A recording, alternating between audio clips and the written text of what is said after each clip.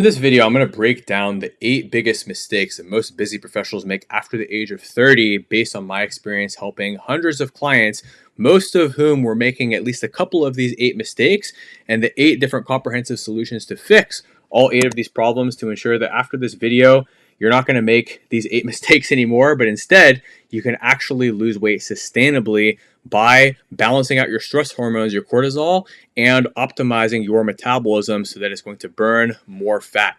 And so in this video, we're talking end-to-end solution. We want to talk about what's the best rate of healthy weight loss that doesn't crash your metabolism for your specific body type and starting point, and huge mistakes that people make that end up crashing their metabolism and sabotaging their results just a few weeks into the process and end up ruining their hormonal and metabolic health for months and sometimes even years afterwards, making it harder and harder for them to lose weight as they get older. No, as you get older, it shouldn't get that much harder to lose weight other than maybe time constraints, but we can keep your metabolism super optimal to where it's like 90% as good as it was in like your 20s and teens. Now, next up, we're going to talk about nutrition, how to support that through the right type of nutrients, the right macros, the right types of carbs, proteins, and fats, the right quantities as well, and how to utilize the right types of ratios of these macronutrients and micronutrients to lower your cortisol and increase your metabolic rate, and to solve the mistake that most people make of either overeating or undereating and not knowing how to find the sweet spot that is best for their fat loss, their hormones, and their metabolism.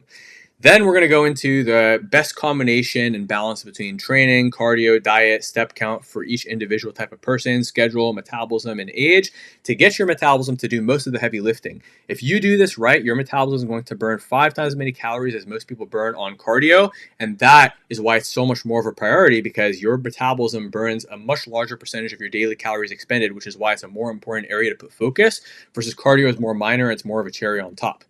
Then we're also going to talk about how to not fall off. And obviously, even when life gets stressful and busy, it's very easy to fall off. Or if you travel or go on vacation or whatever else, we're going to talk about the big mistakes that people make in these situations and how to do the opposite of what they do and how to do so consistently, even if you have a drop in motivation, to ensure that you never fall off, even when your priorities change in life. Okay. And then we're going to talk about cortisol, right? Obviously, cortisol is a very big buzzword these days, but it is, something that's a valid concern, right? If somebody has high cortisol, it is going to slow down or possibly even completely stop your weight loss and make your body hold on to every single calorie of fat, especially in the belly area.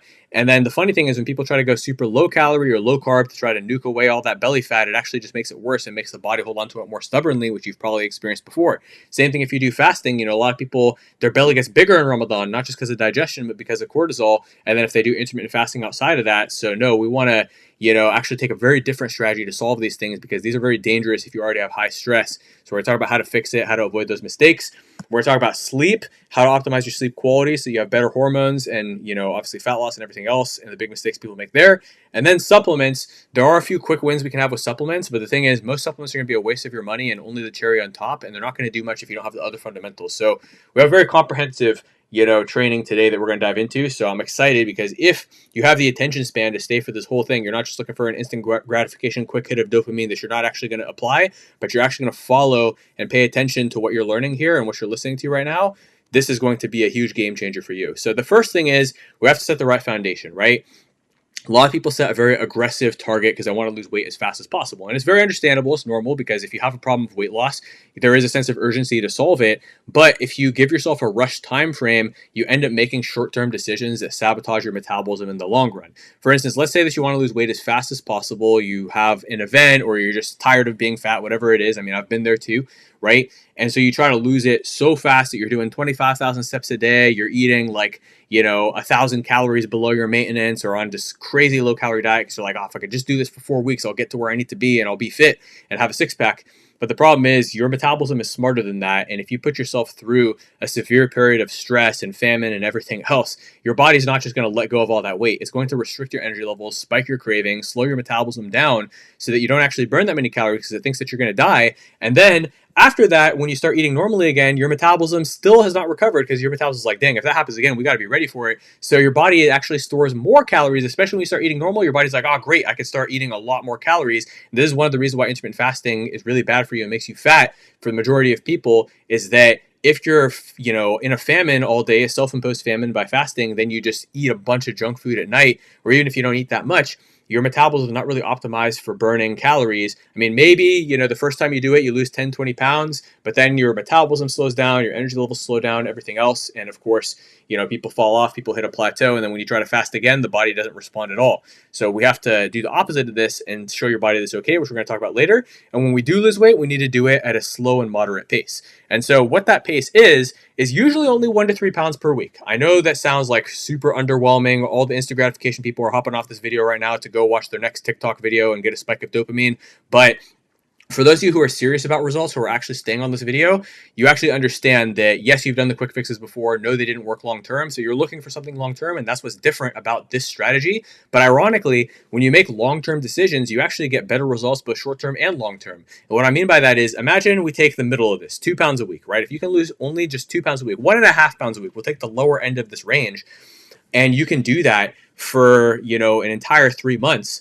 Well, 3 months is about 12 to 13 weeks. So you're going to lose a solid 18 pounds and actually keep it off because your metabolism is not going to slow down significantly, and you're not going to have that metabolic damage that causes you to gain it back super fast. If you can stick to it for 6 months, even if you lose 1 pound a week for 6 months, that's 26 pounds. And again, that's the lowest end of the range.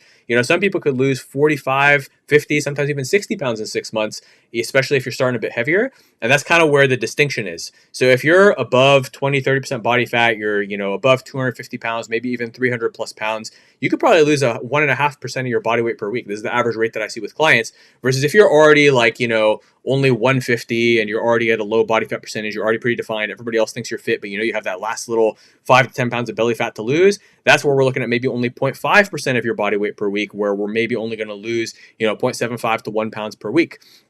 So you see there's quite a bit of range, and I talk about this in a lot of other videos, but on average, a 200-pound man who comes to me is going to lose 2 pounds per week, and on average, a 180-pound woman who comes to me is also going to lose about 1.5 to 2 pounds a week. So you can see it's right around 1% is the average, but again, when people come to me above 250 pounds, they're usually losing, 2 to 3 pounds a week, sometimes a bit more, and if people come to me under 150 pounds, they're usually only going to lose about 1.5 pounds a week, unless, again, it's, a woman who's a beginner or even a man who's a beginner. I mean, I've had some people really astound me, but those are exceptional cases.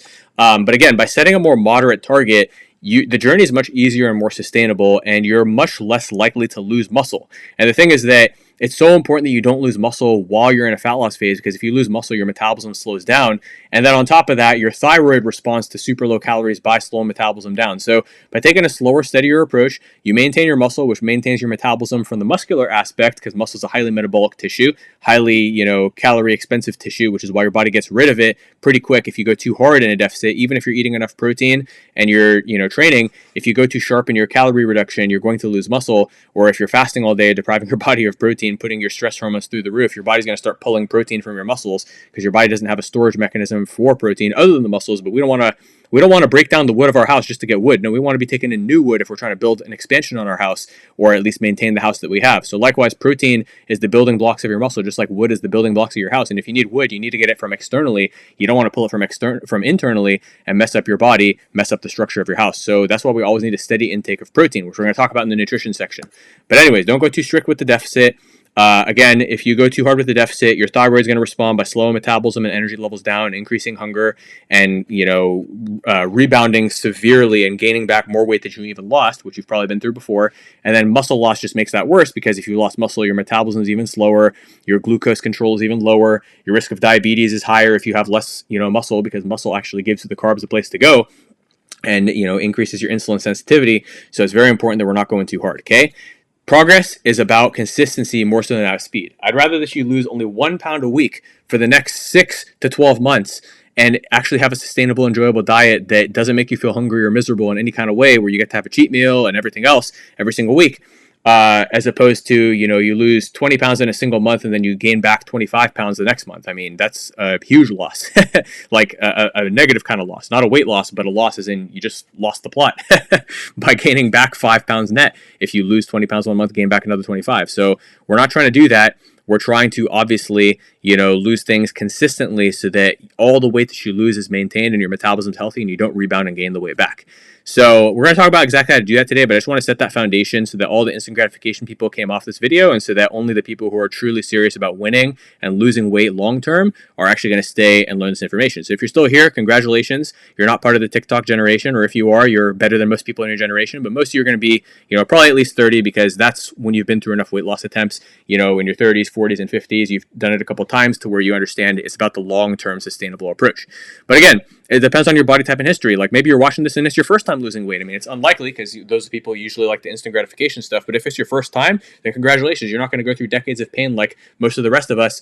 And so you can actually do it the right way from the beginning. And the good news is, because your metabolism is not damaged in any kind of way from a history of severe diets, you can actually ironically lose weight faster than somebody who needs to recover their metabolism first. But the good news is, most of you, even if your metabolism is slightly slowed down, it's not going to take that long to speed it up compared to somebody who maybe has been on like super low calories. Like I've had clients in their 50s and beyond who have been dieting for 30 plus years. Those people, it usually takes a bit longer to fix their metabolism, but sometimes we can do it pretty quick. So you never know. We're going to talk about that, and I have other videos on that. But the big principle here is we want to take a steady approach as opposed to extreme. And obviously, as Muslims, we understand that the middle way is the best way. So now let's talk about nutrition, okay? When it comes to nutrition, there are two big mistakes that people make. Either they undereat, either due to the fact that they have a small appetite or because they're trying too hard to lose weight too fast. And like I mentioned, this slows your metabolism too fast. And obviously, because eventually your metabolism will slow down if you lose like a huge percentage of your body weight, because eventually your body does realize, oh dang, I just lost 20% of my body weight, I just lost 50 pounds, we better slow metabolism a bit. But that's fine because it's only a mild slowdown. It's very easy to fix. But if you suddenly just stop eating, or you only eat 100 calories a day, your metabolism is going to slow down real quick within a week or two, because your body's like, okay, well, we need to survive this famine, right? So that's a huge reason why undereating is a mistake. And when people chronically undereat for years, whether it's due to a diet or a weak appetite or a lack of routine around, their day-to-day life and meals and stuff like that, their metabolism is going to be slow and needs some help being fixed and sped up. And again, 85 to 90% of people, we can fix their metabolism really fast within a week. But, in 10 to 15% of cases, we need to take a solid 4 to 6 weeks, even 8 to 12 weeks to fix their metabolism. Again, 85 to 90% chance. It's only going to take a week if you follow my other tips from this video and my other videos. But for those of you who obviously have been dieting for like 30 plus years, you might need a little bit longer. So we'll see, inshallah. But either way, another issue with undereating is you either don't gain muscle if you are training, and if you're not training, then you're definitely going to lose muscle, okay? Which also slows your metabolism. So that's mistake number one in food. But number two is people overeat, okay? So some people, they underestimate how much they eat. They're like, oh yeah, I just have put a little bit of milk and sugar in my coffee. Oh yeah, I just had, an orange juice here and there. It's healthy, right? Oh, I just snack on some nuts while I'm working. That's not that many calories, right? I mean, nuts are healthy, so it's fine. So I should still lose weight, right? Oh yeah, dried fruit is healthy, so I can snack on that at night. And if I have a sweet craving at night, I can eat 100 dates, right? That's fine. Okay, well, obviously when I make it that extreme, 100 dates is a lot of calories. I mean, one medjool date has 15 grams of carbohydrates, which is 60 calories. So, you eat 100 dates, that's like 6,000 calories. That's enough even for like somebody with a really fast metabolism to gain weight. Now, nobody can really eat 100 dates, but the point is, some foods, even if they're healthy, have a lot of calories to where they're not good for weight loss.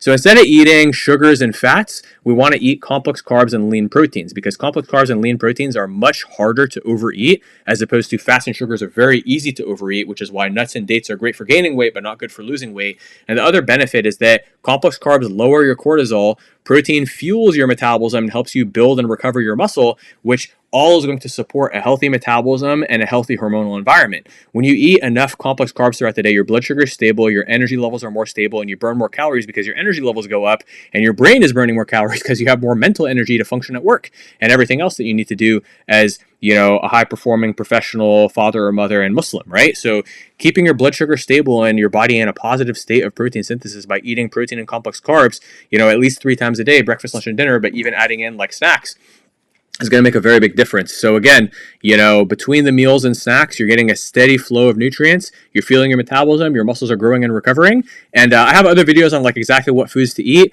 So after this, I can link those as well as other like resources that I have, because I want to make sure that you guys understand. But before we go into which specific foods, you need to know how to use these foods, which is why I'm going to explain the rest of this full system before you go over to those videos.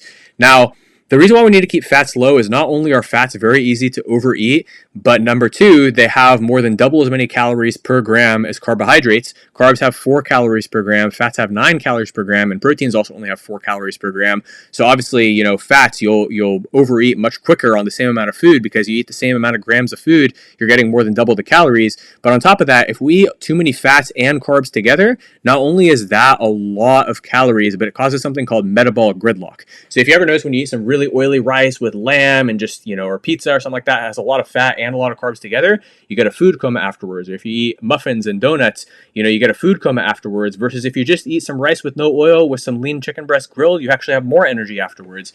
The reason for this is because when you eat protein and complex carbs, this gives you energy. Carbs are the fastest acting source of energy for your body, which is why all the top athletes in the world use carbs to fuel up, not fats, because your body can use them for energy and for metabolism and for muscular performance and for the brain much faster than fats, which are a slower burning fuel source. And you might think the slower burning will keep you full longer, but this can actually cause digestive issues, and it can also cause low energy levels in comparison with somebody who's operating on carbs. And believe it or not, fats burn in a carbohydrate fire, meaning carbs ignite the fire of your metabolism much more. They stimulate your thyroid, and they're a lot more thermogenic. Thus, even though you're eating more carbs and you would think your body would run on more carbs for energy, because your body is using more carbs for energy, your metabolism is so much faster that you'll burn more fat as long as you're eating an equal amount of calories. Versus fats are slower burning, you're going to have lower energy levels, more sluggish digestion, you might get more bloated. And I mean, obviously there's a certain amount of fats that you do need to eat for normal biological function, but it's a lot lower than most people think and a lot lower than most people eat. So by bringing your fats down to the minimum requisite level, you're actually going to find that your energy levels are better, your digestion is better. And on top of that, you're eating less calories more easily, and so it helps you get into a deficit. And on top of that, fats are much more easily stored as fat than carbs. And if you eat carbs, you get an insulin spike, which could be a good thing or a bad thing.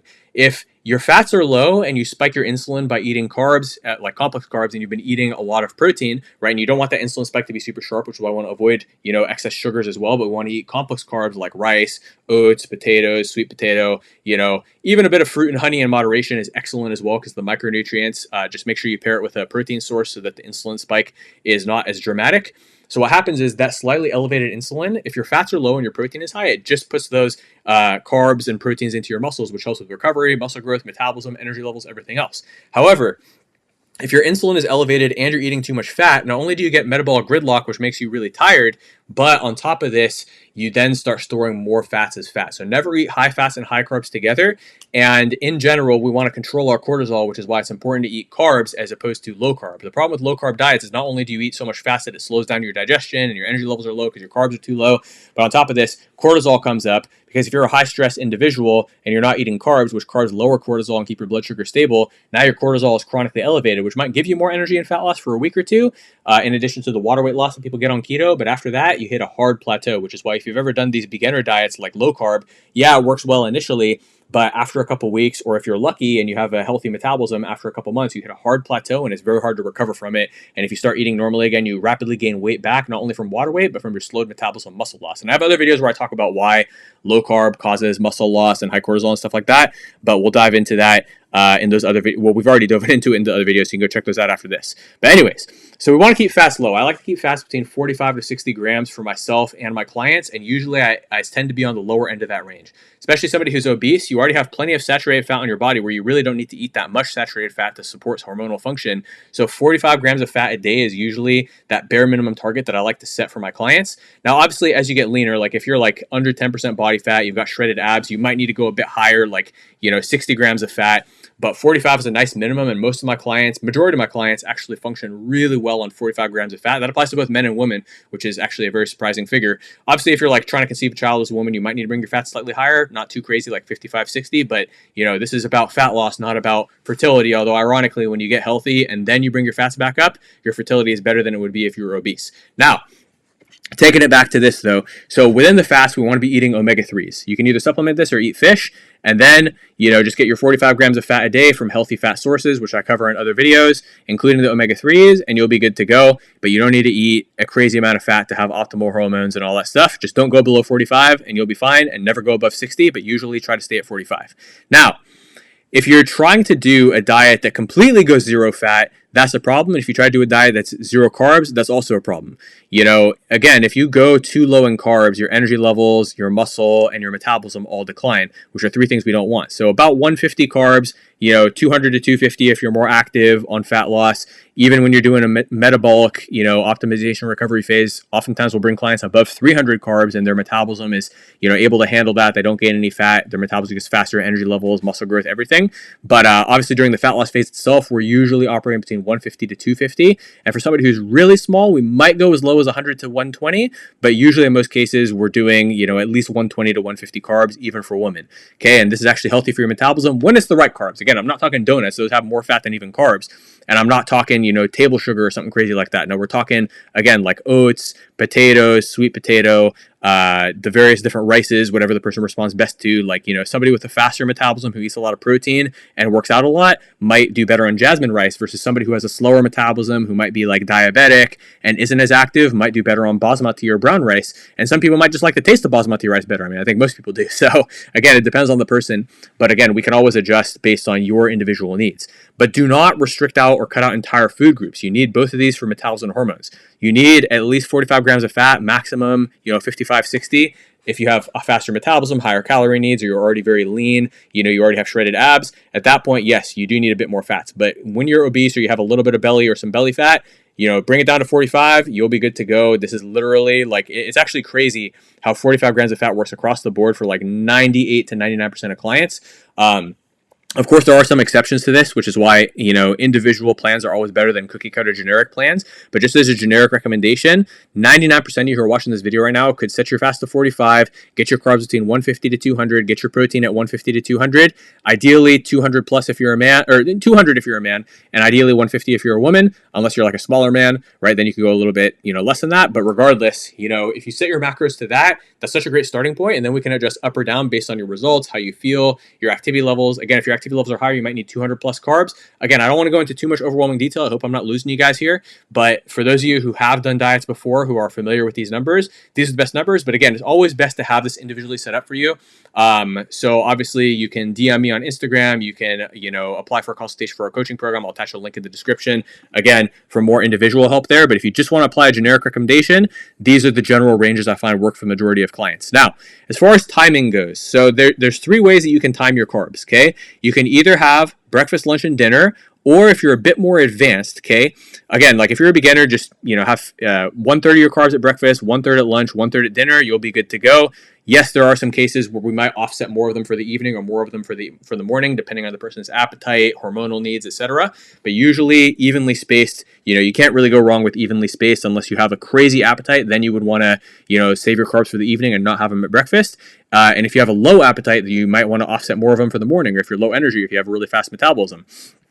Now, if you're an athlete, the three best meals to have the highest carbs is going to be breakfast, the meal before the gym, and the meal after the gym. And the reason I say that is that so in the first category, most normal people are only eating 3 meals a day, right? With 1 to 2 snacks. But most athletes are eating at least 4 meals a day because athletes just have higher calorie needs. They get hungry more often. They're burning more calories. They need more carbs for performance and all that stuff. So if you're an athlete or somebody who lifts pretty heavy 3 to 5 days a week, again, you're not like most normal people. Most normal people, they might start working out 3 to 4 days a week, but they're not going super heavy. They're going for walks and stuff like that. But if you're an athlete where you're doing high intensity cardio more than 3 days a week, and or like basketball or a sport or something like that, and you're also lifting, intense 3 to 5 days a week, you're probably eating 4 meals a day. And your meal in the morning, your first meal of the day, needs to have the highest carbs. Then your other meal, basically 3 meals need to have high carbs. The breakfast, the meal before you train, and the meal after you train. That way, in the morning, when your body's been deprived of glycogen all night, you fill the glycogen in your muscles for performance later in the day. The meal before the gym, or before, any kind of intense activity, or even intense mental activity, you want to get a good amount of complex carbs so your body's supercharged with those carbs for your metabolism, energy, and performance. And then post-workout, post-training, you want to get those carbs to replenish. So again, if you're just a normal person who's just, starting to get into your health journey, don't even worry about that stuff. Just breakfast, lunch, and dinner, evenly spaced. If you have 150 carbs for the day, do 50 at breakfast, 50 at lunch, 50 at dinner. Make sure they're healthy, clean, complex carbs that you digest well, that your body responds well to. You'll be good to go. If you're transitioning off keto, you can slowly raise your carbs from 0 to 25 to 50 and keep raising until you get to 150. Just increase by 25 each day and you'll be good to go, which I'll talk about in other videos. But for most normal people just starting this, just 150, 50, 50, 50, you're good to go. But for athletes, we might do, 50 to 100 at breakfast, 50 to 100 pre-gym, and 50 to 100 post-workout. And then after that, you can bring your carbs down to 25 to 50 per meal, depending on your allowance for the day. Like if you have 250 carbs for the day, you might still be able to do 50 for your last 2 meals. Or for your last meal of the day. And if you don't have as much left over, you could do 25 in your meal after your post-training meal, and then 50 at night if it helps you sleep. Because for me, I like to have carbs at night. It helps me sleep, and it lowers my cortisol. Or what you could do is you could also just do them evenly. And some athletes like to do no carbs at night, especially those with a slower metabolism despite being an athlete. It's good to maybe not have carbs at night as long as it doesn't interfere with your sleep. But if skipping carbs at night makes it hard for you to fall asleep and stay asleep, then definitely do carbs at night to support serotonin production, which is a hormone in your brain that carbs help to stimulate, that relaxes your body, puts it in parasympathetic, supports recovery, sleep, digestion, all that stuff, which is, again, a reason why low carb is not a good diet. Okay. Now, blood sugar stable and protein synthesis. I talked about this earlier. So again, we don't want to go long windows of starvation like intermittent fasting. Now, of course, for Muslims and Ramadan, we fast, and we often do the Sunnah fast as well outside of Ramadan. So this is different. We do that for the sake of Allah, not for the sake of, increasing our fat loss or energy or whatever, right? So I have other videos where I talk about the best suhoor and iftar protocols. They're actually my most popular videos on my YouTube channel, so you can check that out.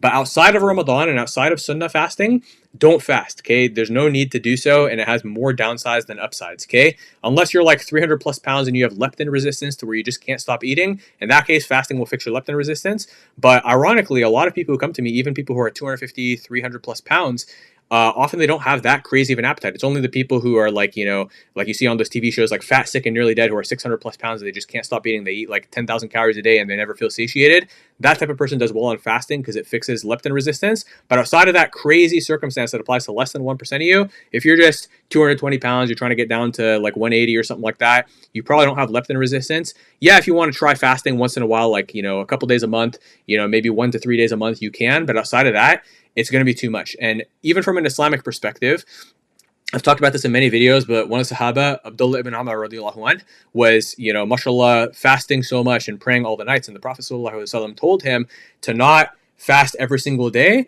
but maximum fast every other day, but even better to fast 3 days a month, right? And I go into the whole hadith. I mean, it's a very elaborate narration. It's a long one, but essentially the moral of the story is, for most people, the best is just to fast 3 days a month, right? And if you must fast more than that, every other day. But even Abdullah ibn Amr, later in his life, he reflected back on that conversation with the Prophet ﷺ and said it would have been better for him to just fast 3 days a month instead of insisting that he had the power to fast more and fasting every other day. So that's a great lesson for all of us. Go search it up. Body has a right on you hadith, Abdullah ibn Amr radiallahu anh.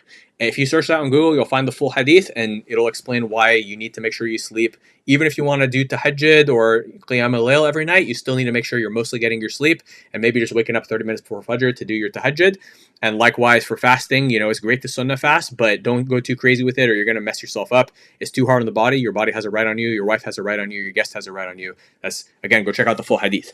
But anyways, back to just scientific perspective, 3 to 6 feedings, spreading out your calories and your protein into 3 to 6 feedings a day, whether that's 3 meals and 1 to 2 snacks, or whether you're eating 6 meals a day like a full bodybuilder or athlete.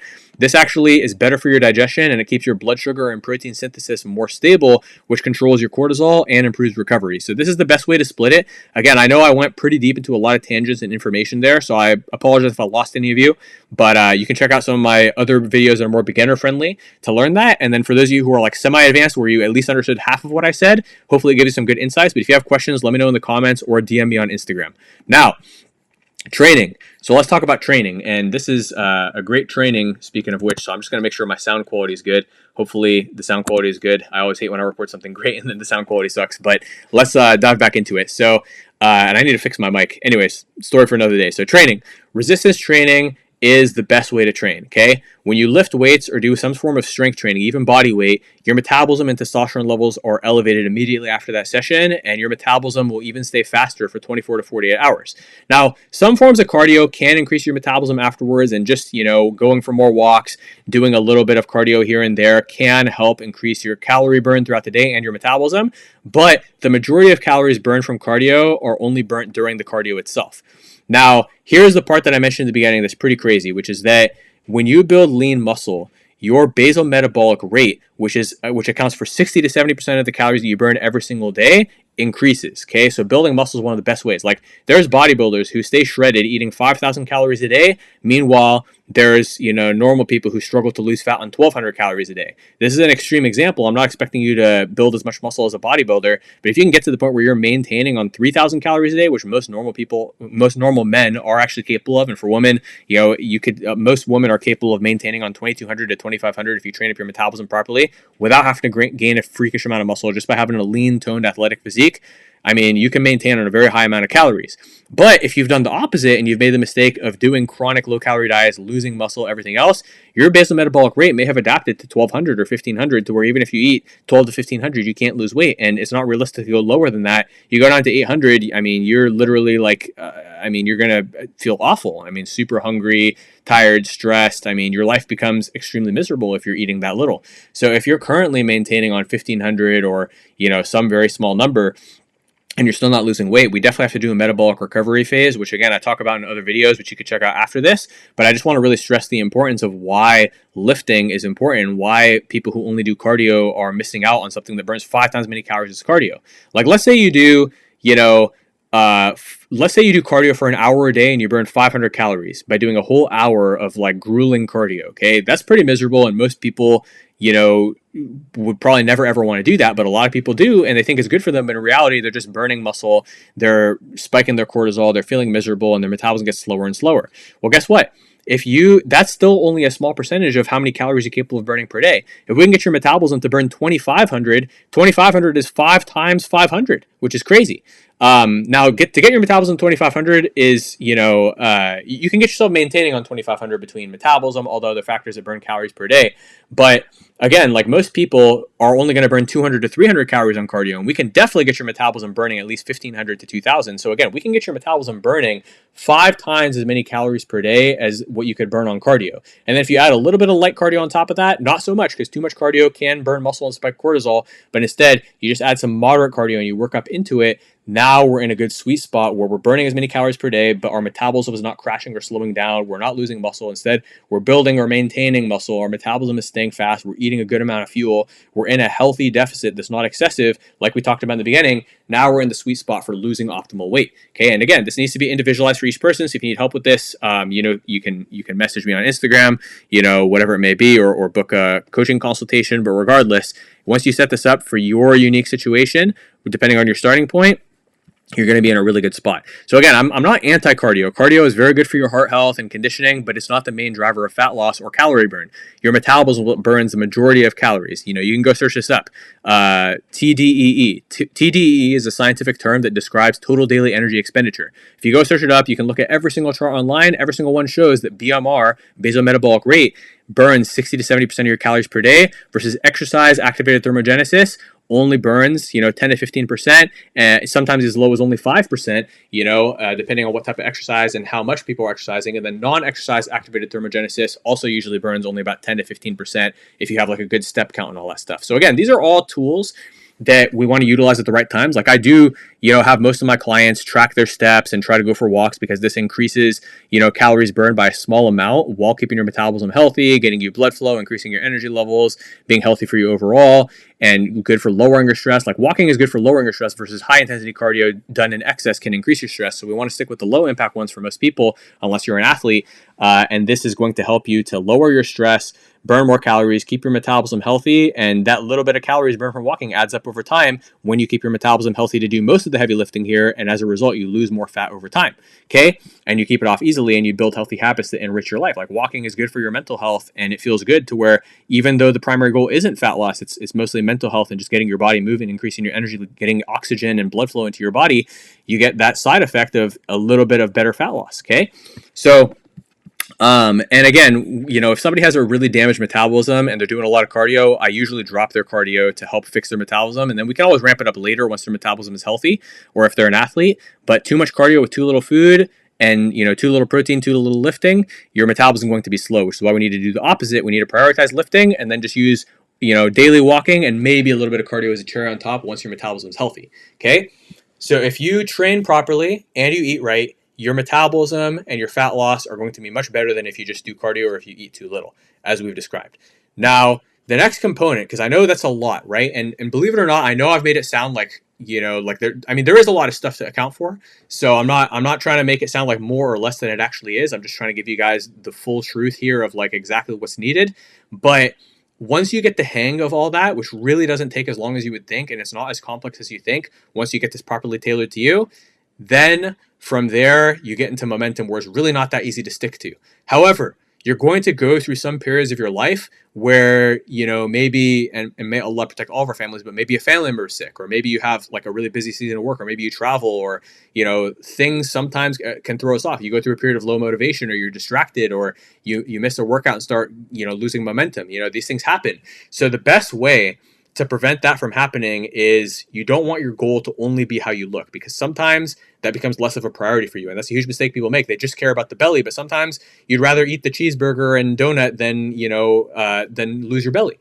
And so that's when setting a bigger goal beyond just your physical appearance is important. We want to set the goal of having optimal energy because your nutrition, exercise, and habits around your metabolic and hormonal health are optimized. Because when you make that connection between the fact that when you're optimized with your energy and your habits, and that you have better energy and stress tolerance, that's when training becomes essential. Like, I've had many clients who are struggling with, accountability and consistency for years, especially doctors, super busy people. But even like I had a brother who's a banker. I've had plenty of business owners. Like, I've had people from all different demanding professions, accountants who like used to fall off every time tax season came around. Like, I've had clients from so many different fields. Tech people who had a huge deadline and they start falling off, project managers who had, like, I'm telling you, every job has its busy season. Okay. And even if your job is chill, maybe like your kids have a demanding season where they need extra help on their homework every day, and you start dropping off on your workout time or your meal prep time. No matter what it is, if that was your problem before, was that you struggle with consistency, once you make that mental connection between being optimal with your nutrition, your exercise, and your health because you've done it the right way, that's when you realize these things are essential. And now my client who was struggling with getting motivated and consistency, the banker, now when he has stressful times, he asks me for extra workouts because he realizes that he needs it for that energy for those days. Same thing. I had a doctor client who was struggling with consistency for years. Even when he joined my program, he was struggling a bit with consistency until one day it clicked for him. And one Ramadan a couple years ago, I told him to do 3 workouts a week, kept it minimalistic and easy for him to stick to. And he's like, actually, Munir, I've been doing 5 workouts a week because otherwise I don't have enough energy while I'm fasting. So working out after suhoor, which is crazy. He works out after he prays Fajr while he's in the fast, at the beginning of the fast, obviously like not dehydrating himself, but just, getting a nice light workout, and it gives him more energy, right? So this is another way to make sure you don't fall off when you get busy, is flipping the motivation on its head. Like, I don't have to hold you accountable to drink your coffee every day if you're a caffeine drinker. Nobody who drinks caffeine needs accountability to do that. You do it, and you're intrinsically drawn to do it because you associate it with increasing your energy, performance, and ability to handle busy and draining days. So once you make that same connection between your daily fitness and nutrition and having daily energy, which you'll make that connection within the first few weeks, boom, you'll never struggle with consistency again. Now, in addition to this, a big mistake that people make is that they wing it, okay? So people like, they kind of just, fly by the seat of their pants, so to speak. They just kind of go work out and, eat healthy haphazardly, but they don't have structure. They're not tracking their progress. And that's why it's so important that you do track your progress, and that you check in weekly, and that you actually measure your weight, your waist, and your strength. These are the 3 best markers of, progress that are relatively objective, in addition to like how you look and people commenting and stuff like that.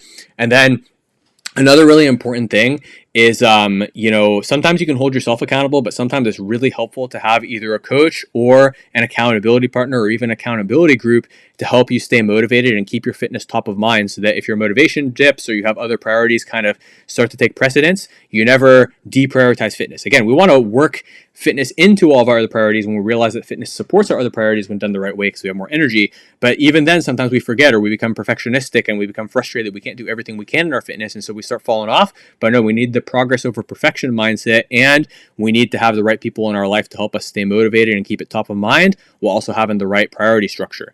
Now, in addition to this, obviously, we don't have to rely on heavy willpower. So if you have the right systems like meal prep, scheduled workouts, stuff like that, the right structure accustomed to you, it makes it a lot easier to stick to. And these are some systems to help stay accountable. And before I dive into stress and cortisol, obviously, if you're watching this right now, you may have seen like our client results, the amazing work that we do with our clients, everything else. And you also might be feeling like, okay, I love this free info. I'm learning so much. I've gone through so many videos, but it is tough to apply this consistently and implement this properly so that I can actually get the results that I want at the speed that I want.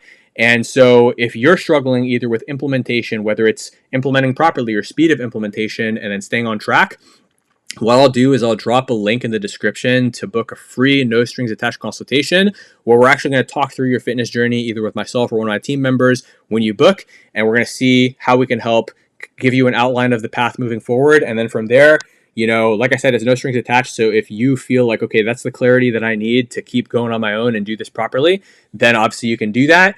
But of course, we'll also go through our program options based on what we kind of see that you're going to need, so you can decide whether you'd like to move forward or not, inshallah. And then, of course, if you have questions before you book, you can message me on Instagram as well.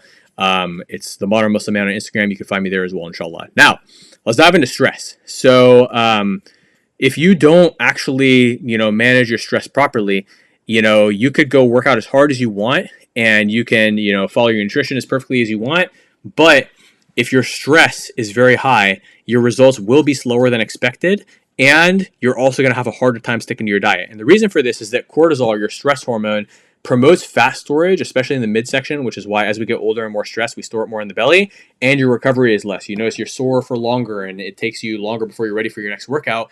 And then on top of this, it also increases cravings for unhealthy food, which makes it harder to stick to your diet. Okay? And then if you combine high stress with an extreme low calorie diet, which we've talked a lot today about why extremely low calorie diets are bad for you, now your fat loss becomes way harder long term.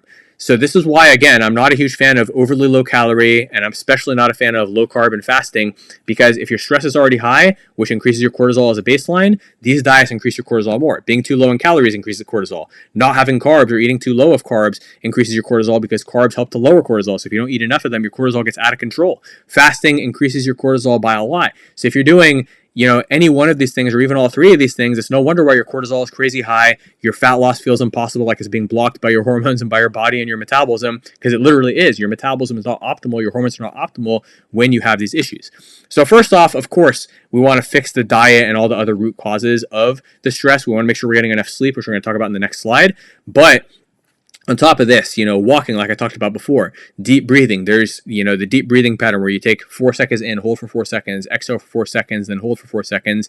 It's called box breathing. That can be very helpful, but also like getting more khushu in your prayers, doing journaling. I talked about the gratitude journal in my morning routine video and the gratitude video, right? These are some great practices that have helped me in times of stress and anxiety to really, calm down and focus on what I'm grateful for, and, not have these mental stress problems, And ironically, not only does this increase my mental health and productivity, but it also supported my fitness results, whether it was muscle growth and fat loss, depending on what phase I'm in. Keeping my stress under control is key, which then ties into the next one, right?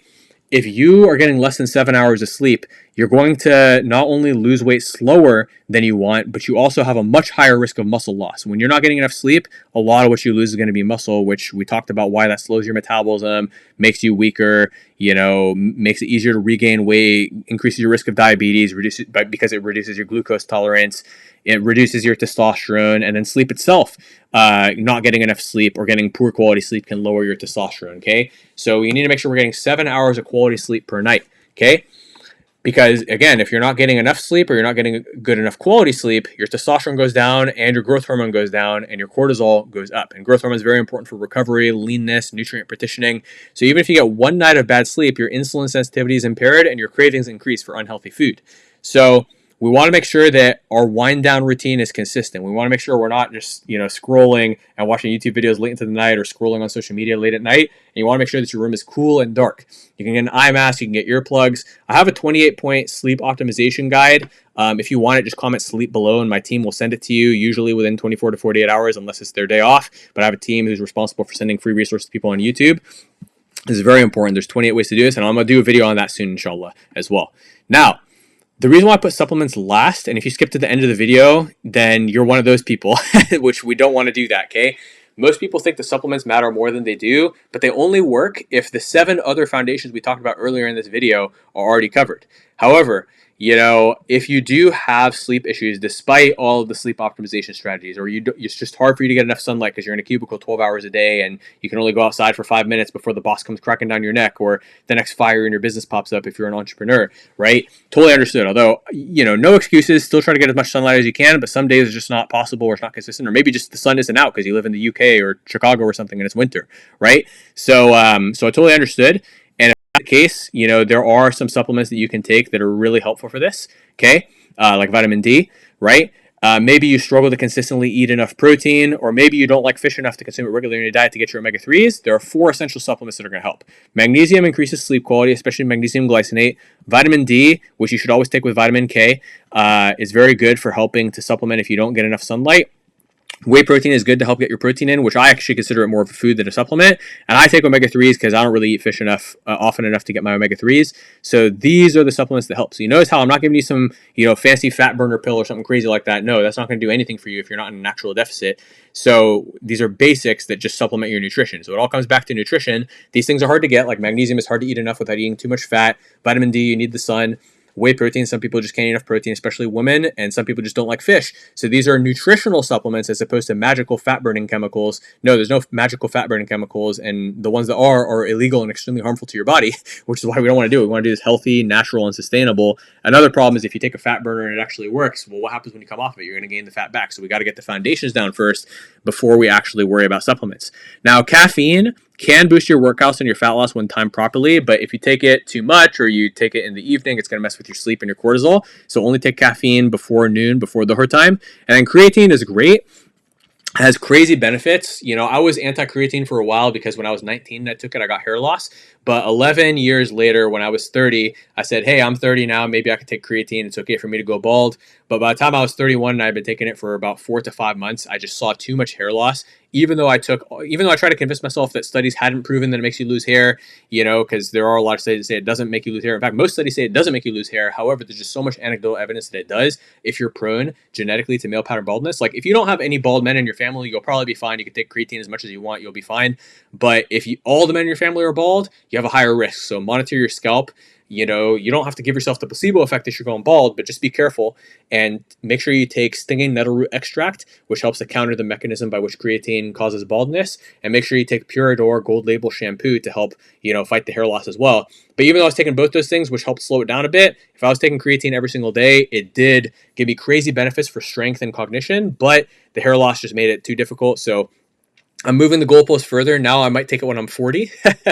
But even then, I'm sure at 40, my wife's still going to like my hair too much to, be okay with me losing it. So maybe 50. I'll keep pushing the goalpost as much as I can until, when I'm 60, I think it's okay for me to go bald. But anyways, inshallah. So all these things are a great starting point, right? There's 8, points that we covered today.